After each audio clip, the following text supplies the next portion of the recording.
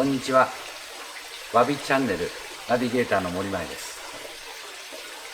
今回は前回に引き続きこの大徳寺宝珠院で開催されています原稿回展の後編をご紹介しま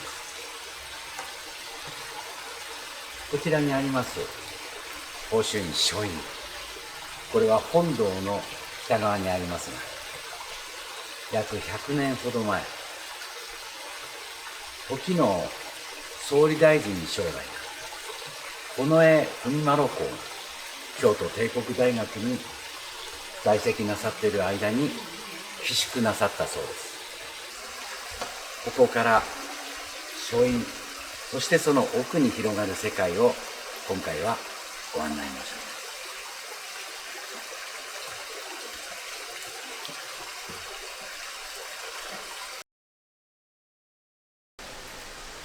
本堂からの続く渡り廊下を歩くとこの書院に来ます。この書院に入った時にまずその一番初めの部屋に寄り付きの間というものがございます。お迎えをする部屋ですが、今回はここに楓の珍しい姿の盆栽と小さな水盤石をお一人の方がしつらえました。スーッと伸び上がる壮観の姿の楓、天まで行ってまさに折り曲がるように幹は曲がり、そこから振り降りた姿、これが一つのまるで水墨画の一つの筆で描いた線のような姿を描いています。鉢合わせも見事に丸平が作った外つば型の長法という、モダンであり、ここにぴったりだなっていう飾りになっています。脇を見れば草金葉の素晴らしい古い水盤に小さな石が乗っています。よく見れば100年を過ぎたろうと思われる梵山、蓬莱の姿の石があります。名が梵淨山というそうです。普通このように楓の飾りに添えの石を使うときは低く草のように飾りますが、ご覧ください。気高い石です。小さきものを大きく気高く見せる、そのために腰高の飾を使って広々と2点を飾り込んでいます。飾の使い方、高さ、魔調子、木と石の中身に合わせた目立たぬ見事な技量が発揮されている石かと思います。さて、寄り付きの間の西側、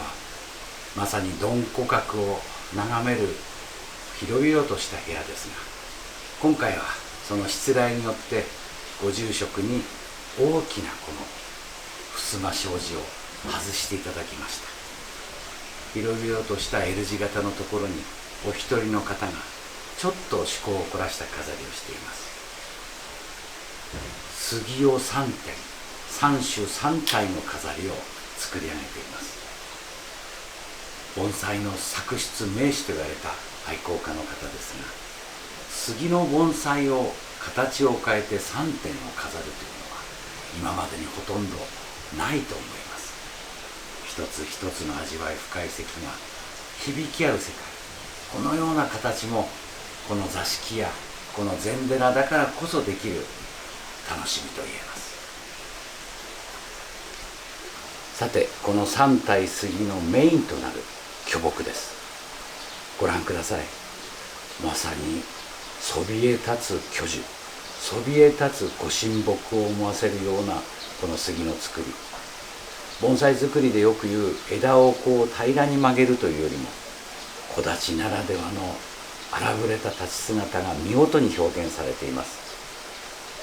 特にこの使われている鉢をご覧ください。光明山という昭和初期の作品ですが、おそらく最大級のもの。当時の東京市長であった田野茂木慶吉さんがなかなかいい鉢がないと言ってご自分の手で窯を作り上げたもので、大変貴重なものです。次3体の飾り、そこに真ん中に太いの清々とした夏姿、煎茶好きの大阪のこの盆栽愛好家の心意気が石々に満ちています。さて、こちらがこの書院、まさに書院の中の書院でございます。ご覧ください。塗りが町に正目の柱、塗り脇子、まさに真の位を捉えたここは、この絵噴画の子が兄弟にいる時に住み暮らしたというのを思っています。今回は楓の石付きの明樹が床の間に飾られています。以前国風賞を取った木です。この原稿会は国風賞などの名誉ある賞も意に介さず、そういうことはどうでもよい、素晴らしい盆栽水石の飾り三昧を楽しむんだと言っています。かけられている掛け軸は望月玉慶が描いた月に事とりず、まさに今この北山にそのまま泣く姿が掛け軸の中にしつらえで難しいと言われる脇床、霞棚に使え、上に銅でできた三重の塔、まさに斜塔の姿、そしてその下にはみずみずしい貴船石の渓流残石の水色の水盤の季節あらず、さらに脇小院には宮山の中の滝姿、石中に季節、翡翠、この京都の風景を見事に表現しています。ちなみにこの霞床の透かし門をご覧ください。ここは前田家が建立したお寺です。前田家梅鉢門が目立たぬように透かし彫りになっています。白鳥高さ一番の書院飾りで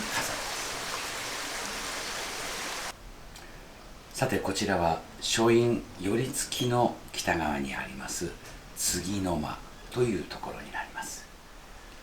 聖線をこの字型に引き、水石の単体飾りを3石作る。水石展や盆栽展でいろいろな地方で座敷飾りでよく行われる世界です。ともすれば床の間やとても素晴らしいしつらえの飾りに目を奪われがちですが、この俗に言う平飾りというこの飾り、簡単そうに見えて一番奥が深いとも言えます。余計なものを使わずに、その水石や盆栽でその良さを表す愛好家の本領が発揮できるとも言えます。今回この部屋には3つの水石が飾られています。中央には不殺しの石の紅を絡んだ磯型、名が梶川沢というそうです。瑠璃色の水盤でこの季節感を静かに表す水石水盤の名手と言われる方の古老の飾りです。私のこの右手には闇磯石、茨城県と福島県のところにある闇磯の剣山というもので、水府三神という大変名高い愛好家が世に残したものを、まさにこの厳しさに合わせて真白の盆栽を添えて飾られています。対面する方には修禅寺という名のおとなしい石、哲学的な中身すらを持つこの石、精神性、写実の台座、季節感の水盤、まさに3つの石が響き合って水石三昧の部屋を作り上げています。さて、書院隣の奥書院脇という部屋です。この部屋は床の間などに照明がありません。ほの暗い中に存在する世界です。床の間には珍しい黄金ツタ、そしてその下にはご覧ください、一木で彫られた八つ橋、まさにこの季節の目に見えぬ勝負すら感じさせます。掛け軸は滝にツバメ、まさに巣作りをするツバメが飛ぶ季節、ツタにツバメに八つ橋、5月6月を歌い上げる静かな席がここにあります。そして毛込みと言われるこの板床、そこには盆石の素晴らしい2体が向き合うように飾られています。挑戦的に飾られた席ではありますが、煎茶道具を使った陶、つまり富士で作った高卓、そこに平卓の上に小切れの上に置かれた盆石、まさに盆山盆石の文房飾りの究極です。楽しみ深い2席をご覧ください。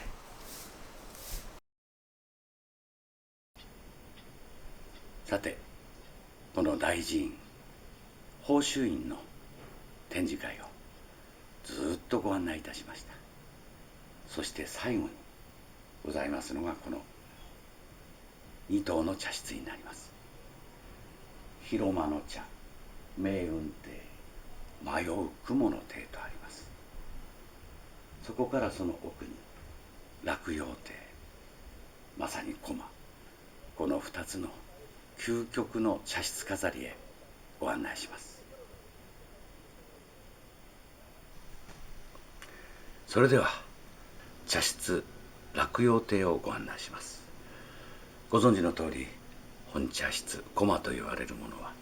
このように小さなにじり口から入ります。腰をかがめ頭を下げ、どのような身分の人間でもそうしてくぐり入る、これが利休が求めた茶室の姿です。すべての盆栽の飾り、水石の飾りにもそのような心のありようが反映されていることが一番かと思います。落葉亭の内部をご覧いただいています。利休が求めたわび茶の究極の姿としてこの小さな部屋があります。わずかなこの部屋の中で主人と客、主客一座の世界で物を語り、茶を飲み、そしてしつらえてある床飾りを拝見する。この日本の文化が生み出した世界、これは現代の盆栽水石飾りのすべてに通じるものがあります。ご覧ください。見れば粗末な作りです。丸太の柱、杉の皮の屋根、わずかな明かりの取り方、この小さき空間の中に日本の美のありようが凝縮されている場面であります。今回この落葉亭の茶室の床の間に飾りましたのは水石の飾りになります。ご覧ください。細い石がすっと立つ姿があります。カムイコタンという北海道に産する石ですが、さて皆さんはどのようにこれを見て捉えるでしょう。掛け軸を見れば大漠山の禅宗の僧が書いた観自在、ありのままに見よ、ありのままをあれと、そのような意味を持つと言われます。石の脇には経典の巻物が添えてあります。飾られた方はこれを観音、または仏の姿と捉えたそうです。石の捉え方はその人その人ですが、茶室という舞台を、一つの仏世界を描いたとされます。これだけの立ち姿の石を見つけるのは大変ですが、長く伝承されたものが初めてこの落葉亭に飾られました。静かなひとときを飾られた方の心、飾られた石や掛物、道具などを拝見しながら思う客、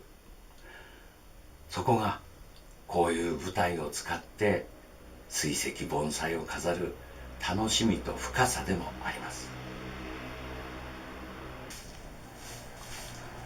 さて、いよいよこの宝珠院元光回転の一番奥の奥の席となります。私は今宝珠院の一番奥にある茶室明雲亭におります。迷う雲の亭、まるで障子を開けると庭の上に浮く雲に乗った茶席のような雰囲気、そこから名付けられたそうです。今日はそこの本床に水石のしつらえとなりました。石は不殺し石、鴨川の石ですね。鴨7石の中の一つにも数えられますが、本来不殺しという場所はありません。不殺し石は京都で古の1000年の昔から火打ち石として使われたものです。鞍馬の近く、貴船の近くの山の奥から取られたものを父母によってこう、なんて言うんでしょう、山の上から籠に乗せて下ろされたと、そういう逸話から不殺しの石と言われています。この石は昔の岩崎男爵家、三菱財閥ですねが所蔵していた大変歴史の深い石で、雪山、雪の山という名がついています。まさに白銀の峰々が天空に光り輝く姿と言われたものですが、今回はお庭焼きの名水盤、日本に一枚と言われるこの水盤にしつらえてみました。長く大切に扱われた石ですが、今まで金葉の水盤やいろいろなものに入れられましたが、これだけ短冊の細いお庭焼きに入れたことは映像には残っていません。私は前からこの石はこれがいいなということで、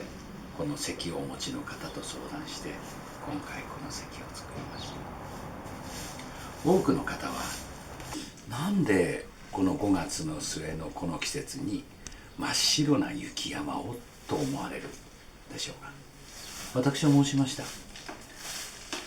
これはヒマラヤの峰々、天山、崑崙、まさに神々が住む一年中白銀を抱えた山です。だからこそこの少し鬱陶しくなる季節にこのような席も良いと思いしつらえました。掛物はまさにその山々の上は鳥やそういうものを取りません。せいぜい月や星があるのみです。神々の峰々に合わせて、まさに天神、天女にも近いですが、まさにその仏画の模写を飾りました。これは明治の大家菱田春草先生が若い頃岡倉天心先生が持っていた仏画、それの模写を行った時に描いた修作の絵です。空に飛ぶ天神がまさに峰々を見下ろす、そのような世界をこの茶室の精神性に合わせて作った完成度の高い席です。山ですから高く見たいと思うでしょうが、座して見る場合、この時にはこの低い三義の色の方のがかえって良いと思い、床の間に空間を持たせました。ある意味の精神性高い写実性を持った水盤水石飾りの手本となるのではないかと思います。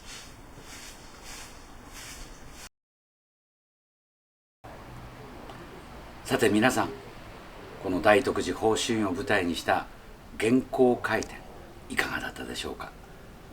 盆栽水石をこよなく愛する皆さんが繰り広げる三昧世界です。さて、この次は皆さんをまた別の世界へ誘うことになります。今回のこの動画面白かった、よかったとちょっとでも思っていただけたら、ぜひチャンネルの登録をお願いできたら助かります。また次の動画をお楽しみになってください。